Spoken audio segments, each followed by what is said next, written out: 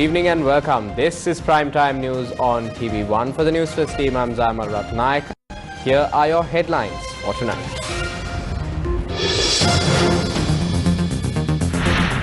Sri Lanka's largest wind power farm added to the national grid.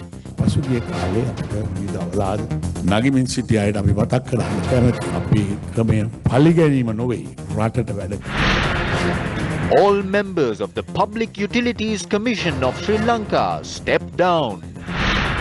People gather in masses to obtain the COVID-19 herbal tonic in Kegol. A 90-year-old woman becomes the first person in the world to receive the Pfizer BioNTech COVID-19 vaccine. Final report of the Presidential Commission of Inquiry appointed to probe incidents of political victimization handed over to the President. Post-mortem examination of the 11 deceased inmates from the Mahara prison unrest to be conducted before a multidisciplinary intellectual council. Road development and management to be taken under the purview of a private institution, Kabir Hashim reveals in Parliament.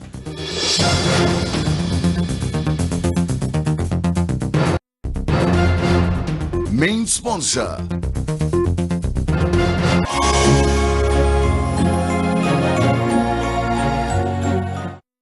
On to those stories in detail. The herbal tonic manufactured by Dhammika Bandara to counter COVID-19 was distributed among the masses today.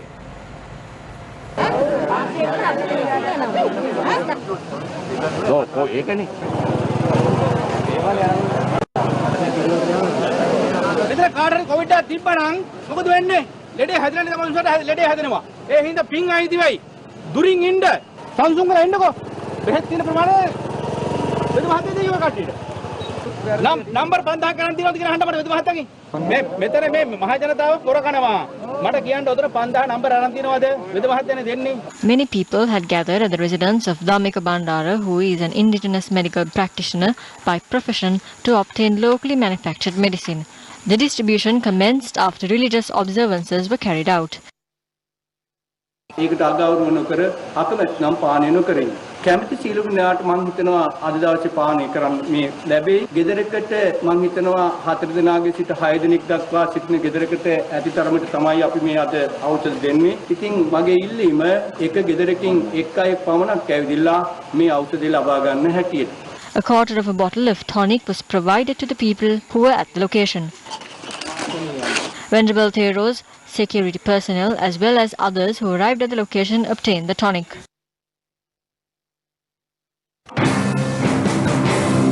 අපි දුටුවා ජනතාව සෞඛ්‍ය ක්‍රමවේදයන්ට අනුකූල නොවන අයුරින්. We saw how the people were gathered at this location without adhering to any of the health guidelines that have been set. We urge the people to refrain from gathering like this, as this would put you as well as others at risk. As for the medicine, it is being tested by the Ministry of Health at present. Therefore, we cannot provide an opinion about it. පිළිබඳව මතයක් ප්‍රකාශ කිරීමේ හැකියාවක් නැහැ. Kegol is the place with the less risk in terms of the spread of the virus. There could have been patients there, and there could have been people who came into contact. A serious situation could be created in the Kegol district as a result of the fact that people gather like this. The health authorities as well as the security forces and police have a serious responsibility to control this.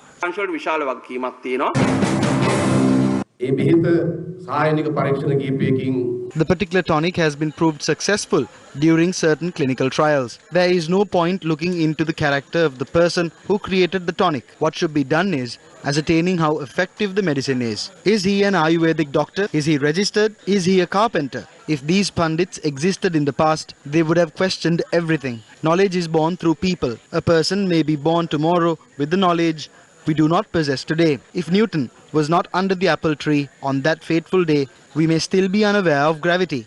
Clinical experiments are being conducted by the Rajarata University and the results are expected to be released next Sunday. Let's hope they are successful. සාර්ථකයි නම් අපිට මොකටද අර හදපු මිනිහගේ කතාව. ඔහු කියන්නේ උඩ කාලිමෑනියෝ මේක කිව්වේ කියලා. බෙහෙත හරිනම් පිළිගන්න වෙනවා ඒක. කාලිමෑනියෝ ආයේ ගිහිල්ලා විද්‍යාවෙන් හොයාගන්න බෑ.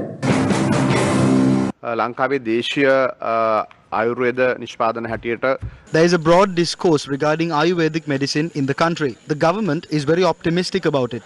Western medical practitioners have agreed to use this medicine as a short-term solution if the results are favorable. We have a strong belief that the country and the world will be freed from this crisis within the next 3 to 6 months.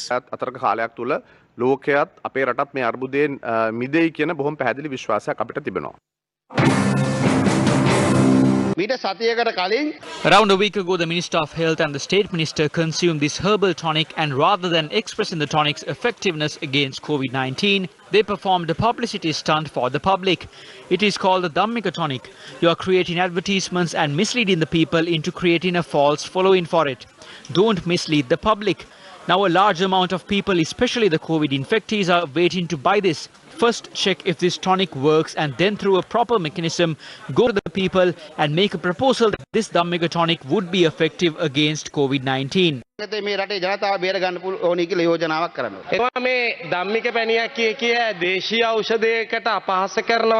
Minister, you insult this locally produced herbal tonic by calling it Dhammika tonic, but applauds when the opposition leader chants the elephant mantra. Chasing elephants is considered science and our tonic is mythical. You have mixed up the two.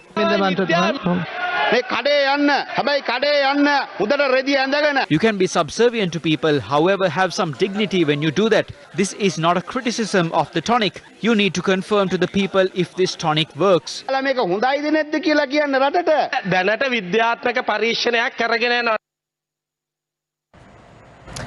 While throngs of people gathered in Kegol in Sri Lanka to obtain a herbal tonic, on the other side of the world, Britain began rolling out the COVID-19 vaccine developed by Pfizer and BioNTech today, the first Western country to start vaccinating its general population in what was hailed as a decisive watershed in defeating the coronavirus.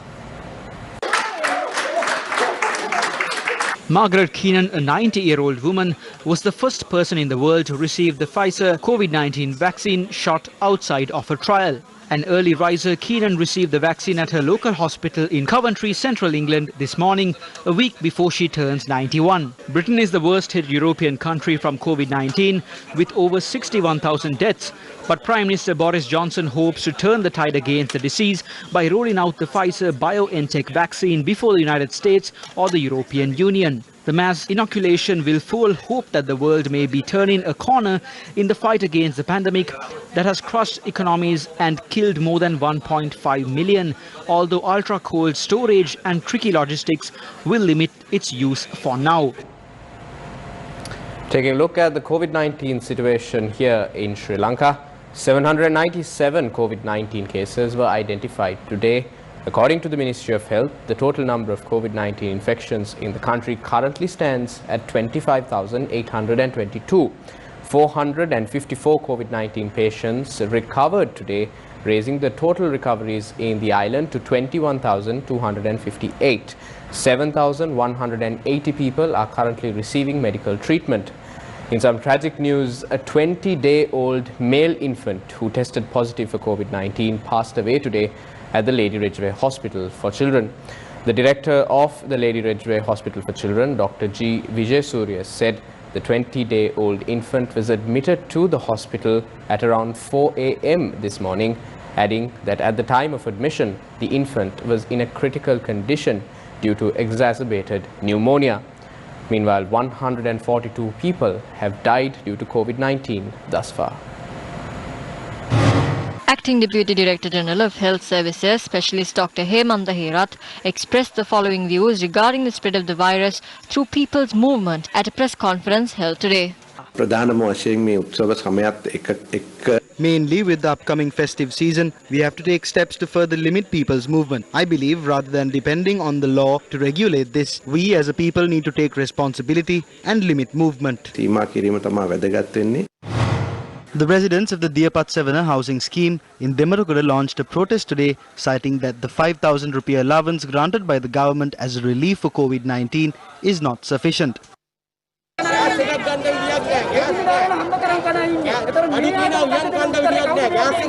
The people claim that their day-to-day activities have been hampered severely as a result of the housing scheme being placed under isolation.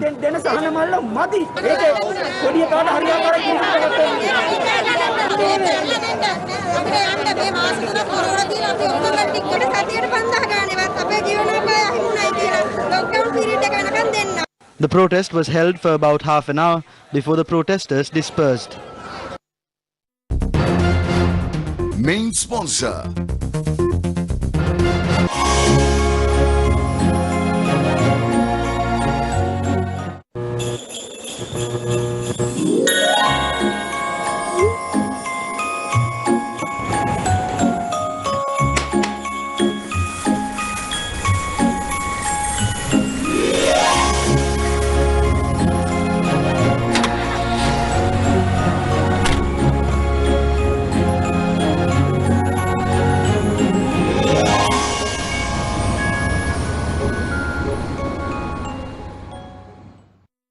Sri Lanka's largest wind power farm, Thamba Pavani, constructed in Mannar, was added to the national grid today during an event graced by Prime Minister Mahinda Rajapaksa.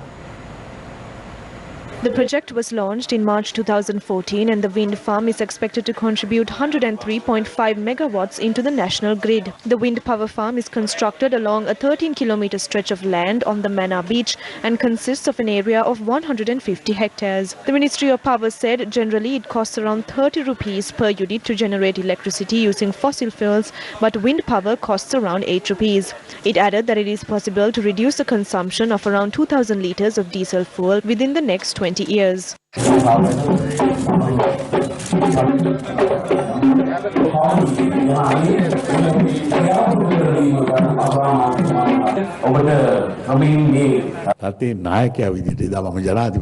Back then, as the president of the country, it was a time when people had to take permission from terrorists to visit the Madhu Church. I told those who brought me that message that I will only visit the Madhu Church after creating an age where our people can travel from the north to the south and the east to the west without any fear. Plans were drawn in 2015 to create a coal power plant by 2020 and to expand renewable energy. However, I believe it is correct to state that the government which came into power in 2015 did not have an effective plan to supply the people with their energy requirement. The CEB told us that this could lead to a massive energy crisis in the future. As of now, we are constructing power plants in order to face this power crisis.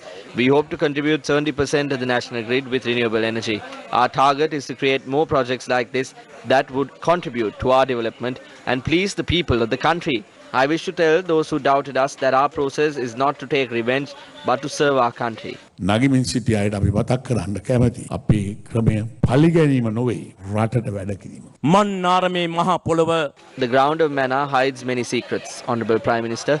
This earth holds the secrets to centuries worth of energy. This is the future. මේ මහා පොළව. මෙතන තමයි අනාගතය. See, the power plant added power to the national grid with 30% of its capacity and is expected to reach full capacity in a few months. The disbanding of the Public Utilities Commission figured heavily over the past few days, and to that tune, all members of the Public Utilities Commission of Sri Lanka have resigned from their posts with immediate effect. This was confirmed to News First by the member of the Public Utilities Commission, Professor Kapila Pereira. Speaking to News First, Professor Pereira said the 5 members of the Public Utilities Commission of Sri Lanka tendered their letters of resignation to the Secretary of the Ministry of Finance. The Public Utilities Commission of Sri Lanka was chaired by Professor Kitsiri Liyanage, and Chandra Ekanayaka served as the Deputy Chair of the PUCSL. The other members were Dr. Nishan Dimel and Sandun Gamage. The 5-member commission is appointed by the Minister in charge of policy development, and they serve a 5-year term. Apart from a resignation, a member of the PUCSL can only be removed after allegations of alleged malpractice, if any, are proven and a motion is presented and passed in Parliament. Recently, it was reported Secretary to the President P.B. Jayasundara has reportedly informed Treasury Secretary S.R. Artigala to take steps to close the Public Utilities Commission of Sri Lanka, which is vested with the responsibility of regulating the energy sector in the country. Several organizations in Colombo today jointly expressed their views on the pressure exerted on the Commission. This matter had also been discussed during the Cabinet meeting today. If the PUCSL is abolished, they can purchase power to their own whims and fancies. The PUCSL was an obstacle for them to do so, and this is why they have decided to abolish the PUCSL. If consumers have been treated unfairly by the measures or decisions taken by the PUCSL, then the government must disclose such matters. If the PUCSL is abolished, the price of an electricity unit will increase by 50 rupees and no one will be able to prevent the increase. If this happens, we will reach a decision to refrain from paying the electricity bills starting from next month. We will not allow them to halt the supply of electricity either. The government is planning on constructing another 300 megawatt power plant in Norotchole. On the 4th of September this year, the ministry has submitted a letter to the PUCSL with regard to the construction of this fourth unit without following any tender process. The PUCSL in response says that no tenders have been called for the construction of the fourth power plant. The PUCSL says it cannot allow the construction as an open tender process has not been followed in awarding the contract and violates the act and policies of the PUCSL. This is where the conflict between the PUCSL and PB Jayasundara arose. They are proposing to abolish the PUCSL and transfer its responsibilities to the Consumer Affairs Authority. Can the Consumer Affairs Authority even control the price of rice or sugar or even Bombay onions in the market? I urge any parliamentarian who votes in favour of this decision to refrain from visiting our villages. Journalists raised questions regarding this at the Cabinet media briefing today. Various cabinet ministers expressed their views about the letter sent by the President's Secretary. There was an extensive discussion about whether the duties of the PUCSL is being carried out, and if not, what steps should be taken to rectify it. If the PUCSL is to be abolished, that should be done through an act in Parliament and not through a letter. The PUCSL has not been abolished. What has happened is that there is a discussion regarding the requirement for abolishing it.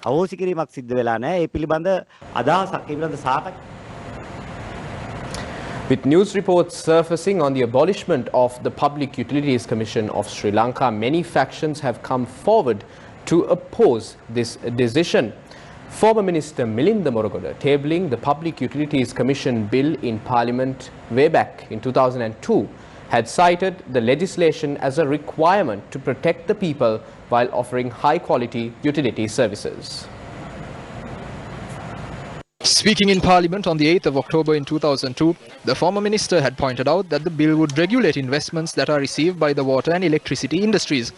He had observed that the bill would be aimed at using the country's resources wisely, efficiently and economically through a public utilities commission that operates across ministry lines. Morogoda insisted that the PUCSL would act independently without working towards the interests of a particular industry while also contributing to the idea of transparency. He had also stressed that the Commission would prevent arbitrary decisions from being taken with little or no relation to market forces or market prices. Accordingly, the former Economic Reforms Minister had argued that setting up the PUCSL would ultimately contribute to the country's economic recovery and sustain economic growth.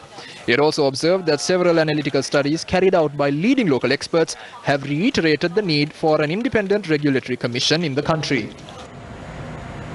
We now cross over for a short commercial break. Struggling to find reliable plumbers, electricians, gardeners and other service providers? Bellboys got you covered. The news. The expenditure heads of a number of ministries and state ministries, including highways and transport, were debated in Parliament earlier today. Parliamentarian Kabir Hashim made a revelation regarding road development in the country during this debate. මම ජොන්ස්ටන් ෆර්නෑන්ඩෝ මැතිතුමා මොනවා කිව්වත් මං හිතනවා දක්ෂයි. අපේ පැත්තේ ඉන්නකොටත් දක්ෂයි, ඒ පැත්තේ ඉන්නකොටත් දක්ෂයි. ඒක මං කියන්නේ. Whatever said and done, I personally feel Johnston Fernando is talented. He was talented when he was with us and he has carried over that talent to the other side. The minister is attempting to lay asphalt on every road during his tenure under the 100,000 kilometers project. Minister Nimal Lanka is in charge of rural roads, meaning 75,000 kilometers of roads fall under his purview. When the 35,000 kilometers of roads which fall under provincial councils, Johnson Fernando is only left with the roads of the RDA and highways. Such a talented minister should be given full responsibility of highways, but they have separated it. Recently, it came to my attention that the cabinet has made a decision to remove highways from your ministry and to move them to a company which is formed, headed by the Treasury Secretary. Please provide us with an answer for this. We know there is a clandestine matter here. Although they say a new company will be formed under the Treasury Secretary, we know that agreements have been made to hand over the highways of our country to a Singaporean firm at a stake of 49%. This is a trick. Tell us the truth. The company will be empowered to generate income. Mr. Kelia Rambukwella himself has claimed that the government can generate revenue through leasing state lands on 30-year leases. They will obtain all the lands around the Maradana railway station, the Berry Lake, the Manning Market and lease them. Who will this be leased to? Is this not being leased to foreigners or more specifically, the Chinese? Minister, have you not planned to hand over our lands on 30-year leases to foreign corporations? Is this not a step towards privatization? I believe Johnston Fernando will only be left with Anicuts when everything else is taken away from him. I will not be surprised because PB Jayasundaram makes the decisions of the ministry. The minister cannot. Yesterday, Minister Bandulu Gunawardena revealed all of it. People such as Ajit Niwad Cabral and the Viatmaga group call the shots now. අන්තිමට ඇවිල්ලා කිව්ව කතාව මේ නිවාඩ් කබ්‍රාල්ලා වගේ අය මේ මොකද වියත්මක කණ්ඩායම වගේ අය අද ඒගොල්ලෝ තමයි මේකේ තීන්දුව తీරන ගන්න. A debate ensued in Parliament today regarding the cancellation of the light rail project, which was planned to be implemented through a concessionary loan provided by Japan. The cabinet decided to discontinue this project. The LRT project costs over $2,300 million. If we went ahead with the project, we have to allocate a large amount of funds for it from the national budget. If we were to do that, many other absolutely necessary projects the people need will have to be abandoned. We observed that Sri Lanka could get caught in a debt trap through this. Therefore, in order to save the country from that, the government took a calculated decision. The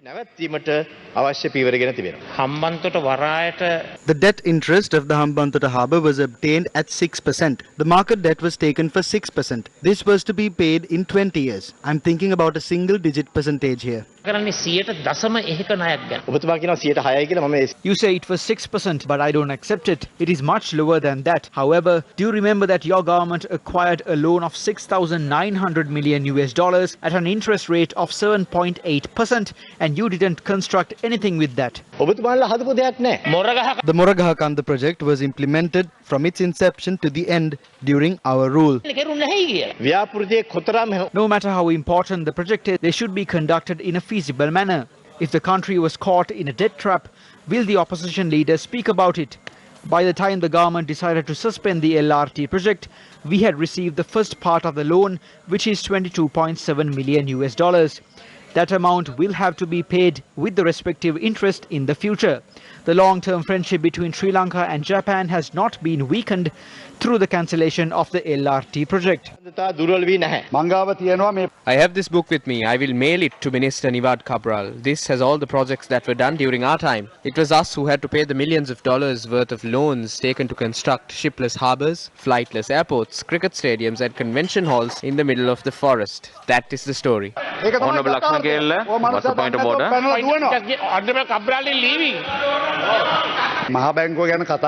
When we are speaking regarding the central bank, Perpetual Treasuries was given their license by Minister Cabral. The director of Perpetual Treasuries is his elder sister, I think. So do not ask us. Ask him where the real thieves are.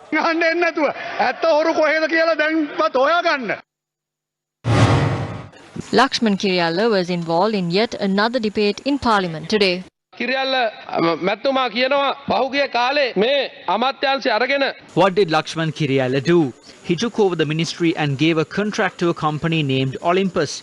The company took the money but did not go ahead with the project. Money was taken as a loan to be given to that company with interest of more than 15%. The contract of the highway project was given to the controversial Tyson company. All projects of the Road Development Ministry was undertaken by a company named Candy Construction. If any contract was undertaken by the ministry, they had to go to this company to sign a subcontract. Such disastrous acts were done at your ministry during your regime. This company called Candy Construction is very heavily associated with your family. He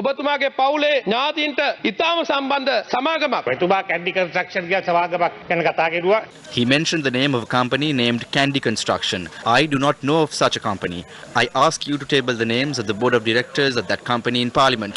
These are all lies. Usually when new MPs enter Parliament, you only get to say what is written down for you. Even I had to undergo that.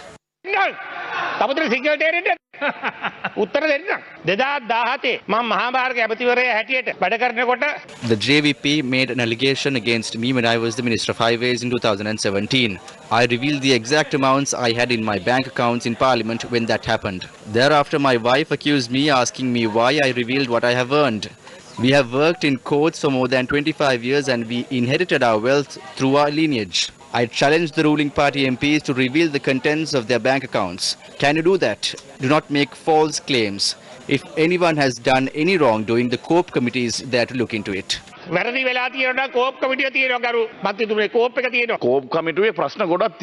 COPE committee is taking a look at many things at present. Myself and Minister Dayasri Jayasekara have taken part in those hearings. I don't know whether you are responsible for that. There are many questions remaining at present.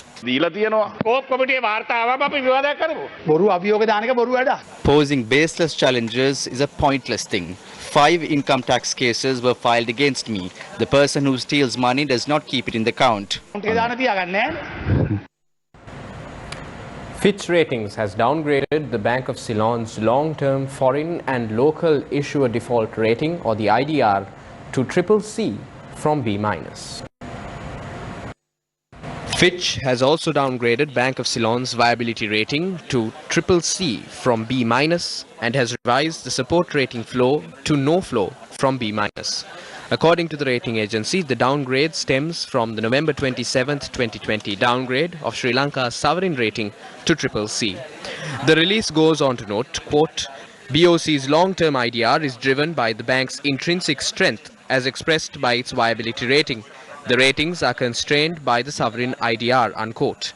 Fitch Ratings believes the operating environment continues to have a high influence on bank ratings as it affects the level of risk if doing business and banks' financial and non-financial rating factors. It expects Sri Lanka's GDP to contract by 6.7% in 2020 and start recovering in 2021 by 4.9%. The downgrade and negative outlook on risk appetite and most of the financial factors reflect the downside risks to borrowers' creditworthiness and the stability of the bank's financial metrics stemming from the operating environment.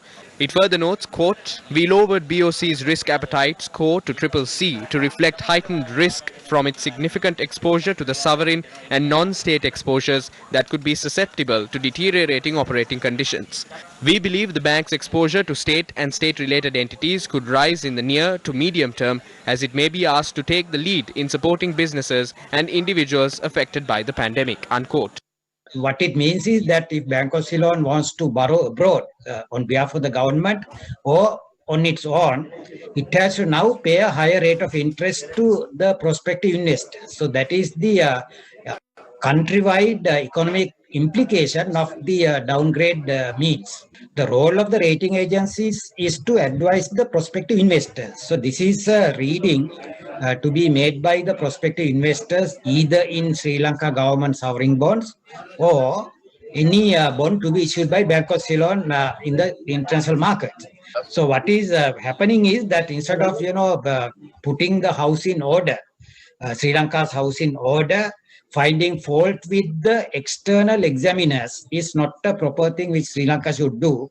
And there are many things which are beyond the control of Bank of Ceylon, which had led to the downgrade of the country downgrade of Sri Lanka's sovereign rating, and those have to be addressed by the government of Sri Lanka first. On the 27th of November this year, Fitch downgraded Sri Lanka's sovereign rating to CCC over concerns of the country's increasingly challenging external debt repayment position over the medium term. In September this year, Moody's Investors Service downgraded the government's long-term foreign currency issuer and senior unsecured ratings to CAA1 from B2 and changed the outlook to stable. The court case against parliamentarian Sivanesathurey Chandrakanthan alias Pillayan over the 2005 killing of former parliamentarian Joseph Pararajasingham was postponed until the 11th of January. Await that story after this short commercial break. Struggling to find reliable plumbers, electricians, gardeners and other service providers? Bellboys got you covered. Welcome back to the news. The court case against parliamentarian Sivanusature Chandrakanthan alias Pillayan over the 2005 killing of former parliamentarian Joseph Faraj Singham was postponed until the 11th of January. The case was taken up today at the Batiklo High Court before Justice D. Sudesan. The case was postponed since the relevant documentation required for the case were not submitted by the CID during today's sittings. Parliamentarian Sivanusature Chandrakanthan said that he arrived at the court today expecting a verdict, but since the CID failed to submit the relevant documents, the government lawyer obtained a postponement. The final report of the Presidential Commission of Inquiry appointed to probe incidents of political victimization was handed over to the President today. The 2043 volumes. The Commission appointed by President Gotabaya Rajapaksa via a special gazette notification was tasked with investigating alleged political victimization of government and semi-government personnel between January 2015 and November 2019. The Commission is chaired by retired Supreme Court Judge Upali Aberatna and comprises of retired Appeal Court Judge Daya Chandasiri Jayatilaka and retired IGP Chandra Fernando as members. The Attorney General's Department and the Prisoners' Rights Protection Organisation have agreed in the Wattala Magistrates Court this afternoon to conduct a post-mortem on the bodies of the 11 inmates who died in the unrest at the Mahara prison on the 29th and 30th of November by a panel of multidisciplinary experts. The panel will include 3 senior forensic medical officers, a firearms specialist, an officer from the Government Analyst Department and a doctor from the Institute of Forensic Science. The court is scheduled to consider the order regarding the appointment of the committee tomorrow based on the facts presented to the court by the Attorney General. State Counsel Nishara Jayaratne on behalf of the Attorney General's Department and the Sri Lanka Police provided a statement to the court today through a motion. She pointed out to the court that there is a risk of the virus spreading at the Colombo North Teaching Hospital, as 8 of the 11 inmates who died have been confirmed to have contracted COVID-19. Making an application, she said the Attorney General had recommended for the appointment of a panel of experts comprising of 3 senior judicial medical officers and a ballistic expert from the Government Analysts Department to conduct the post-mortem on the deceased. Making further submissions, the State Council noted following the post-mortem, the bodies will have to be cremated as per the given health guidelines. However, counsel for the aggrieved party had requested an additional doctor from the university to be appointed to the committee. The Aegis Department had stressed the nominations for the committee were made by the Director General of Health Services and the Government Analysts Department and vehemently objected to the appointments of an additional doctor from a university. However, on the need to expedite the process, the Attorney General's Department said if the court issues an order, a request can be forwarded to the President of the College of Forensic Pathologists of Sri Lanka to also make a nomination to the Committee of Experts. State Counsel Nishara Jayaratne said police spokesperson DIG Ajit Rohana had written to the Attorney General on the 6th of December requesting representation by the Aegis Department at the Magistrates Court for the case filed over the Mahara prison riot.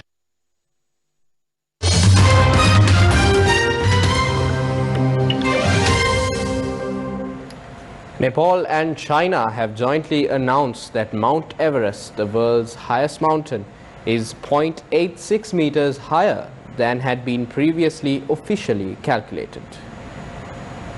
Until now, the countries differed over whether to add the snow cap on top. The new height is 8,848.86 meters. China's previous official measurement of 8,844.43 meters had put the mountain 4 meters lower than Nepal's. Everest stands on the border between China and Nepal, and mountaineers climb it from both sides. Officials at Nepal's Foreign Ministry and the Department of Survey said surveyors from both countries had coordinated to agree on the new height. The agreement to jointly announce the new measurement of the Earth's highest point was made during Chinese President Xi Jinping's visit to the Nepalese capital, Kathmandu, last year. Taking a look at the sporting arena, Australia defeated India by 12 runs to win the final T20 match at Sydney Cricket Ground. However, India won the series 2-1. Tries to ramp it round the corner. Experiencing concussion symptoms. Nice. India won the toss and chose to field, giving captain Aaron Finch without scoring. Matthew Wade lasted 80 of 53 balls for the hosts. The opener shared a 90-run partnership with Glenn Maxwell, who scored 54 of 36 as Australia posted 186 for 5. Steve Smith's composed 24 of 23 balls helped settle the hosts' innings before Wade and Maxwell punished the India bowlers. Cheaply. Oh, he follows it and follows it and follows it and then belts it. Bowled! In the most... Captain Virat Kohli's 85 from 61 balls was the highlight of an India chase that saw them lose wickets irregularly. Today's loss brought India's 10-match T20 winning streak to an end. A 4-test series will start on the 17th of December in Adelaide. Tampa wins the massive battle. India take out the series though 2-1. And with that, it's a wrap of Primetime News on TV1. For the Newsfirst team, I'm Jayama Ratnayaka. Take care, stay safe, and good night. You can now watch Newsfirst bulletins live on YouTube. That's not all. The developments of news stories can be found on our YouTube channel as well. All you need to do is click on the subscribe button down below. Stay tuned to Newsfirst. Newsfirst, your